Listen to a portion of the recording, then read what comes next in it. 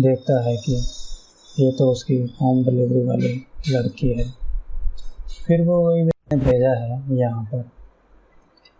वो पता है वो उसको कुछ बताएगी तो है नहीं, टाइम पास कर रहे हैं उसके साथ में। लड़की उसको कुछ बताती नहीं है। वो पता नहीं पर्स में से क्या निकालती है, उसको फोड़ती है और कल्लू पे चिपका देती है गाल पे। कल्लू पे थोड़ी सी लाली निकल आती है, हम देखेंगे आगे। धीरे धीरे वो जो मकड़ी है तो जानवर ही है, वो बिल में नहीं घुसती, ठीक है, क्योंकि उसने साले ने पजामा डाला होता है। फिर वो कहता है कि मैं क्या इधर से जा सकता हूँ, लड़की बैठी है ना उधर।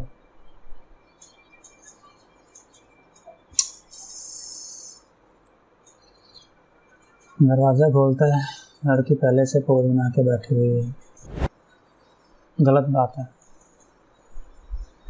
गलत बात है, बहुत ही गलत बात है भैया। तो बहुत ही हैंडसम बनाया है, ठीक है, बहुत ही सॉलिड पेश किया है, ठीक है। और लड़कियों के मामले में इसको इजीली लड़की मिल जाती है, ये दिखाया है।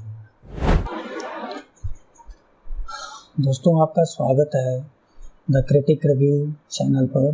तो शुरू करते हैं दोस्तों 1962 W7 James bond movie series. ये है डॉक्टर नोनो का क्रिटिक स्टाइल रिव्यू। की शुरुआत में 3 अंधे लोग सड़क पार कर रहे होते हैं और सड़क पार करके वो एक होटल की तरफ जा रहे होते हैं। होटल के अंदर 4 लोग जुआ खेल रहे होते हैं। वो बहुत खुश है, एंजॉय कर रहे हैं। उनमें से एक आदमी उठ के चला जाता है। बाहर निकल के वो आदमी तीनों अंधों को कुछ पैसा दान करता है। पर बाद में उनमें से एक आदमी उसे टीका लगा देता है। फिर तीनों आदमी एक एक करके अपना हाथ साफ कर देते हैं। वो आदमी वहीं पे सो जाता है। फिर वो आदमी उस मरे हुए आदमी को गाड़ी में आलू की बोरी की तरह फेंक देते हैं। अगले सीन में एक सुंदर औरत कुर्सी पे बैठ के कुछ रेडियो फ्रिक्वेंसी सुन रही होती है।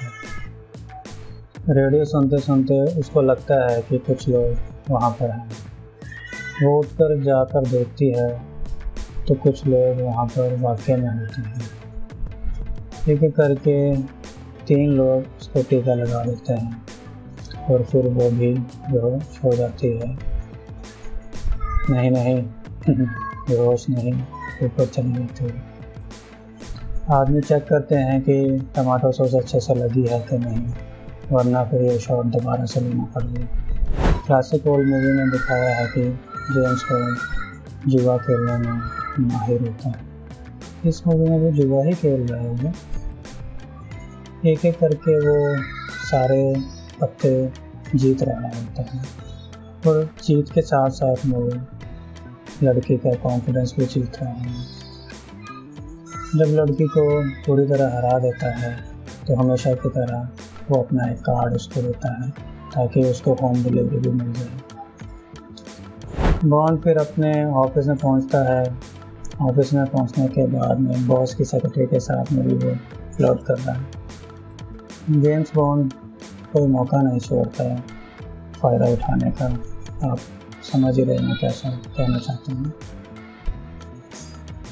फिर बॉस देख लेता है कि जेम्स बाहर मज़े ले रहा है तो वो धीरे से उसको अंदर बुला लेता है ताकि बॉस बॉन्ड को उसका काम बताता है और वहाँ से जल्दी खिसकने के लिए बोलता है। जेम्स काम को समझ ही गया है। वो खिसकने के साथ में बॉस की रिवॉल्वर भी खिसकाने लगता है और बॉस भी तो बॉस ही होता है, उसे पता चल जाता है कि वो कुछ ना कुछ खिसका रहा है। जेम्स जब अपने घर में आता है तो उसे शक होता है कि पहले से ही कोई वहाँ पर है। वो धीरे से अपने जूते उतारता है, बंदूक निकालता है और कमरे में गोली चलाने ही वाला होता है कि देखता है कि ये तो उसकी होम डिलीवरी वाली लड़की है। फिर वो वही रोड रैगिंग कर रहा है उसके साथ में। मज़े लेने के बाद में फिर वो अपने काम पर निकल जाता है दूसरे देश में। एयरपोर्ट पे पहुंच के वो देखता है कि पहले से ही वहाँ पर कोई उसका इंतज़ार कर रहा होता है। वो उसको पहचान लेता है, कहता है कि आप जेम्स बॉन्ड हैं। जेम्स बॉन्ड को शक होता है कि मुझे यहाँ पे कौन पहचान लेता है। फिर वो बहाना लगा के टेलीफोन बूथ पे जाता है और चेक करता है कि वाकई में जहाँ वो जाने वाला है उस होटल ने कोई टैक्सी भी भेजी है कि नहीं। होटल वालों से बात करने के बाद उसे पता चलता है कि उन्होंने कोई टैक्सी नहीं भेजी है। फिर वो सतर्क हो जाता है। टैक्सी वाला उसको होटल की तरफ लेके जा रहा होता है। उसका ध्यान बटाने के लिए वो बोलता है कि पीछे उसका कोई पीछा कर रहा है। धीरे टैक्सी वाला धीरे धीरे अपनी स्पीड बढ़ा रहा है। जेम्स उसको बोलता है कि भैया धीरे से, मेरे को जल्दी नहीं है, आराम से चला। तो टैक्सी वाला जो है वो उसको मारने वाला होता है, इसीलिए वो उसकी कोई बात सुनता नहीं है। वो गाड़ी की स्पीड और बढ़ा लेता है। जेम्स का वो ध्यान भटकाता है और कहता है कि कोई ना कोई बंदा उसका पीछा कर रहा है। जेम्स अलर्ट हो जाता है तो धीरे से फिर एक साइड में गाड़ी को ले लेता है। वहाँ पर उसको गाड़ी से उतरने के लिए बोलता है। फिर उसकी हाथापाई हो जाती है। जेम्स उसका बोरिया बिस्तरा बोल कर रखता है। उसका टमाटो सॉस भी थोड़ा सा निकल आता है।